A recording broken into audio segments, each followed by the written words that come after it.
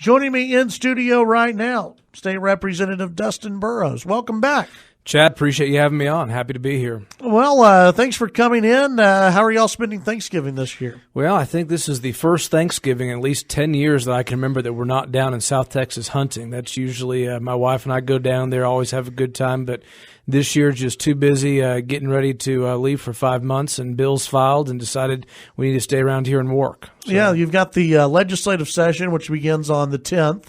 In January. I mean, it's coming up. It's here. I mean, it's finally the November election's over, and the attention's turned to what's going to happen in Austin starting January 10th, and so really excited about it. It's going to be a tough session, tight budget, but I still think there's opportunity to do some really good things for West Texas and the state as a whole. What can Republicans and maybe all lawmakers, if they look at the national election and they bring it down to what's going on here in the state, is there anything that lawmakers can learn from what happened on the national scene to statewide? We've got to represent the people. I mean, I think at the end of the day, people continue to vote for Republicans, especially in Texas, because they want conservative ideas. They want to actually see people stand up and do the things they ran on, and that's exactly what we need to continue to do next session, fight against liberal progressivism, which is just bad ideology to begin with.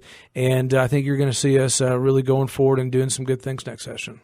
Let's talk about some of the bills that you filed. One of those will start with the removal of fees for license to carry. How would this work? So at the end of the day, Texas, we charge as much as almost any other state for a new CHL license or for the renewal thereof. And so my bill says, let's get rid of it. There's already a ton of exceptions out there, whether it's for military veterans, people over the age of 60, a lot of different exemptions. And so what I want to say is all of us deserve an exemption. It's very expensive. This is a constitutional right, the right of self-protection. Society gets a benefit from having licensed CHL holders around in case bad things actually were to happen. So instead of basically having one more barrier to getting a CHL, another $140 somebody has to pay, background checks would still be in place, all of those things still in place. We're just removing the fees. It would go into the DPS budget, and we'd all have a little easier time getting a CHL license. When you remove fees, there's going to be one department or other that says, wait a minute, we need that money. So on the back end, this is just how it works. Who's going to be losing money on this? Yeah, so it'd be in DPS, and I think they can make it up. But here's a really interesting thing. Right after I filed it, my office got a phone call from a lobby group, and they said, you can't do this. And they said, what do you mean? I said, well, you cannot do this because we plan to use some of that fees to give discounts if people bought gun safes. It was the gun safe lobby, by the way. And I said, okay, I get it. Y'all think y'all are going to do this, but it tells me that if there's room for discounts to incentivize people to buy gun safes, there's rooms for discounts for all of us. Right. Yeah. I have seen that. I think even Lieutenant Governor Dan Patrick at one point said at least a reduction in fees is something that he would like to see. So this does look like an area where lawmakers will be at least talking about this, because there's always a Second Amendment issue that is tackled during the session. Well, and I think this is a really good one. If everyone's looking for an opportunity to do something, I mean, if you go back to Heller, the Supreme Court decision, great decision from the U.S. Supreme Court. It says if you're inside your house, you have a right to have a handgun for self-protection. It says the Second Amendment is, in fact, a right of self-protection. I believe Heller extends beyond the threshold of your home, or at least the natural progression of it will be out there. And so if you believe like I do, and I think most of us do, that Second Amendment says self-protection, let's not be charging fees where we don't have to basically allow people to exercise their constitutional freedoms. I received a question, I think it was last week, from a listener who asked if there's been any talk about constitutional carry down in Austin. We saw that in the last legislative session. Is there anyone kicking that idea around, any movement in Austin for that right now? There's some people who are talking about it. There's been bills filed on it. I don't get the sense that there's a big movement towards it. Constitutional carry, of course, you've got to define exactly what version of that you're talking about. Is it just permitless carry like other states have done, or are you saying felons should be able to have handguns? Which I'm not there. I mean, I'm okay with background checks for CHL licenses. But, permitless carry hasn't been brought up. I could see, down the road, maybe not this session, someone talking about that. But as for right now, I'm just happy with let's get away with the fees and see how that works out for us. Another piece of legislation that you've been working on is health care. Absolutely. Let's talk about that. You filed House Bill 307, the cost of health care. What's in that one? Chad, this is a real problem.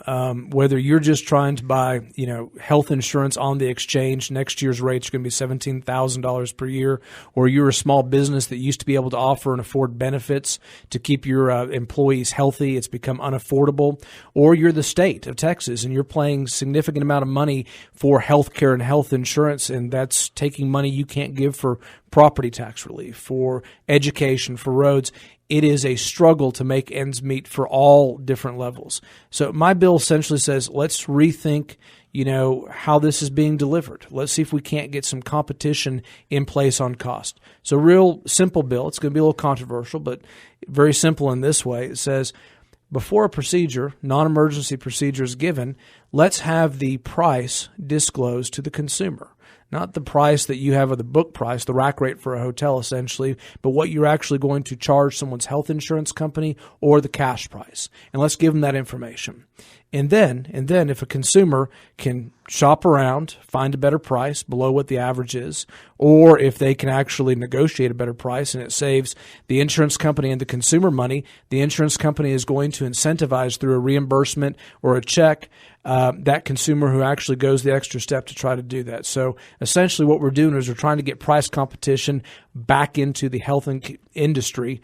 And I think in the long run is going to start bending that cost curve down. How would that affect area hospitals, area doctors' offices here in West Texas? Well, I certainly look forward to hearing from them. I mean, one of the concerns is, are we going to have to do more work? And my answer to them is, at the end of the day, you figure out what something costs at the end of the day. You can just transition the people who figure out the cost after the fact to figure out the cost before the fact. So I don't necessarily know if it's going to affect them or not. I welcome their comments, their feedback. Part of filing a bill is to going out there and getting more information and hearing people's concerns and seeing if you can address it. But at the end of the day, I'm very passionate about this because I believe it solves a very big problem for West Texas and the state of Texas and opens up opportunity, whether it's an individual's ability to save for retirement, save for education, or the state's opportunity to do more tax cuts, to pay more for education or roadways. And so I think this is a really interesting fix, and I'm very hopeful that I'll get some good support for it. By the way, I did get a question back to the gun issue and the licensing fees, and I think I already know the answer to this, but those who already have a license to carry, do they get a refund back?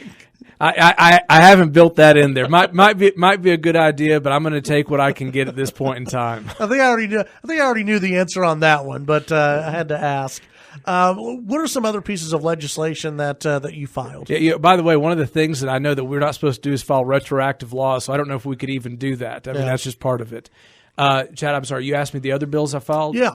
I've got an ag bill out there. I think it's a really good bill. It deals with acre contracts and estimating. And so for any of your listeners who aren't familiar with the difference between a bale and acre contract, let me do a little background. Let's say I've got 100 acres. And I think I'm going to, grow and sell 3 bales an acre on there. So under a bale contract, I could sell a merchant 300 bales, right? I mean, that's it. Or I can agree to sell you all of the bales that I grow off of that acreage. And if I agree to do that, that's an acre contract. So if I come up and I have 350 bales at the end of the day, I deliver that. And that fulfills the contract. If I come up short and I grow only 200 bales and I deliver that, that's what I've gotten. What we saw in the 2010, 2011 crop growing years, we saw prices spike. And we saw a bad hailstorm that came through, and we had a reduction in what we thought we were going to do. And we had farmers who had estimated year after year the same way. Merchants who bought that from them came up short, couldn't make their deliveries, and they sued a ton of our farmers. And what did they sue them for? Well, they delivered everything that they agreed to deliver off of the acreage, but they said, you guys didn't do a good job estimating. And our guy said, well, hold on a second. We've done the same way for 10 years. We've estimated exactly like this. And you've never had a problem with it until, of course, cotton prices spiked. Mm-hmm. And they said, nah, that's fraud. So my bill basically says, look, guys, merchants, if you want to know how we did an estimate, ask us in the first 30 days after we lay a contract down. And if you don't do that, you don't get to sue us. It's a speak now or forever hold your peace type of bill. Keeps our guys from getting sued. Visiting with State Representative Dustin Burrows. Let's go ahead. We will take the break, and when we come back, we'll continue to talk about legislative issues and get into some of the other bills that, maybe he'll file coming up, and maybe some other bills that have been filed as well. We'll get his opinion on. We'll be right back. Welcome back. Chad HD Show, News Talk, 95.1 FM, 790 AM KFYO. In studio with me right now, State Representative Dustin Burrows, who is anxiously awaiting the upcoming legislative session, right? Right. We're getting close. And it should be it's going to be a packed session, a lot of stuff a lot of serious issues that y'all have to address. One of the issues that has already made national news with the election of Donald Trump, you had Lieutenant Governor Dan Patrick put it on a list of priorities. And here in our area, you had Senator Charles Perry, who filed a bill on sanctuary cities.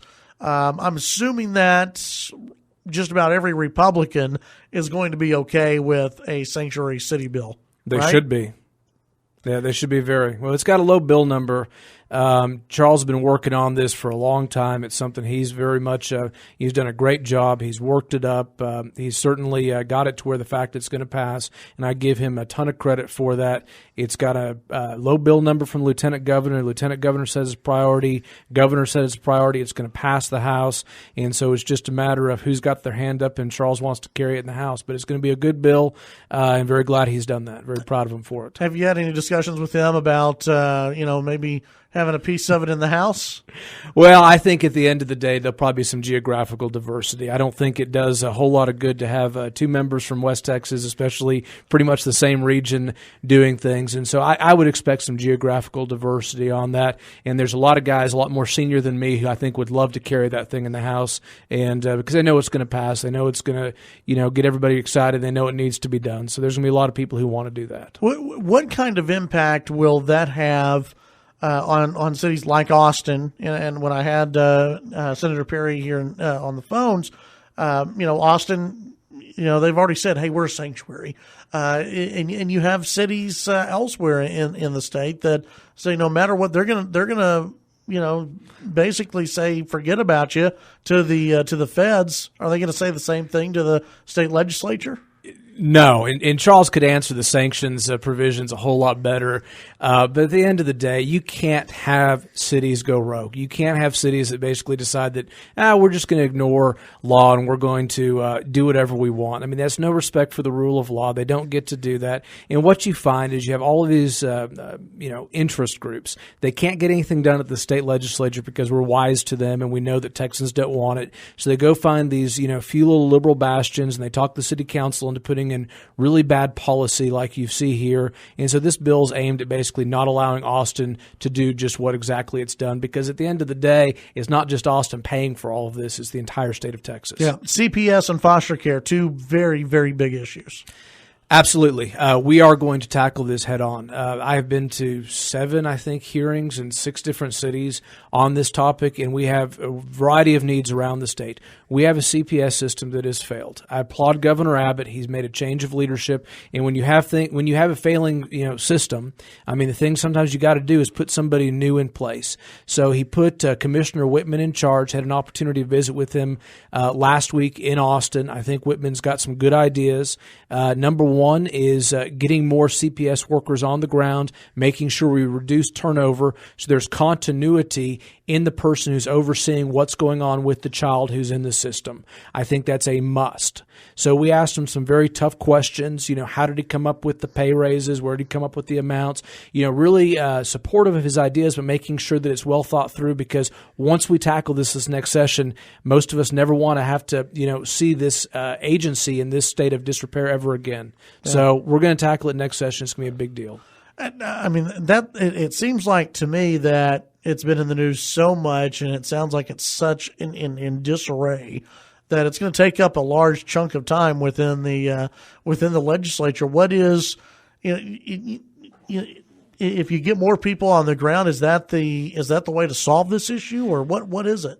So it's an appropriations function at the end of the day. The question is what do we need to improve the results of children? And you can argue a ton of different things, whether it's drug treatment courts for the parents, which I think could be part of the solution, whether it's opening up beds within our faith-based community, our Boys Ranch, our Buckners, our children's home, and making sure that once those children are there, they're getting the treatment they need.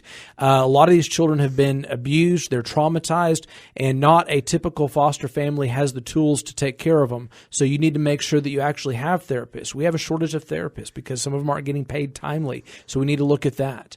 But within the CPS framework itself, what you have is extremely high turnover. Yeah. And you have caseworkers who are not being able to manage the volume of cases they have because we're not able to keep and retain people after we've trained them. We're losing a ton of money.